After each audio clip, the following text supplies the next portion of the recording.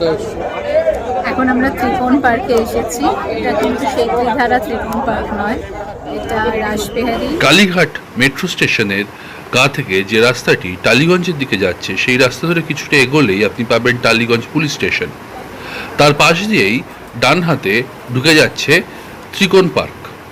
এই ত্রিকোণ পার্ক এবছরে এশিয়ান পেন্টস শারদ সম্মানের প্রথম বিভাগে পুরস্কৃত হয়েছে।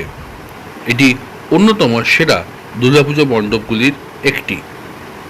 চলুন এবার আমরা একটু দেব দর্শন করি। ত্রিকোণ পার্ক সর্বজনীনের এবারের শারদোৎসব যেন সময়ের এক নিঃশব্দ ক্যানভাসে তুলির টানে ফিরে গেল অতীতের শ্রেষ্ঠ শিল্পযুগে, যেখানে রাজা রবি বর্মার শিল্পদৃষ্টি ছুঁয়ে দেয় দেবত্ব ও সৌন্দর্যের মূর্ত রূপকে। রবি বর্মার তুলির আঁচড়ে যেমন মিশেছিল পুরাণ, ঐতিহ্য, নন্দনতত্ত্ব ও জীবনের সৌন্দর্য, তেমনি এবারের পুজো মণ্ডপও হয়ে উঠেছে এক চলমান চিত্রশালা। প্রতিমার গড়নে, প্যান্ডেলের অলঙ্করণে, আলোর খেলায় সর্বত্রই মিশে রয়েছে তার কল্পনার জ্যোতি, রঙের গভীরতা আর মানবিকতার আলো। এ যেন রং, রূপ ও রূপকথার এক অভাবনীয় সংলগ্নতা, যেখানে মা দুর্গা রবি বর্মার কল্পনায় রাঙা হয়ে ফিরে এসেছেন বাঙালির হৃদয়ে, নতুন আঙ্গিকে, চিরন্তন ঐশ্বর্যে।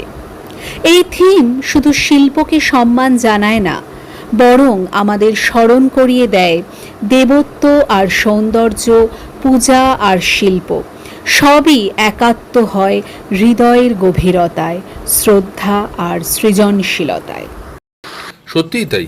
এমনি এমনি ত্রিকোণ পার্ক শারদ সম্মানে ভূষিত হয়নি।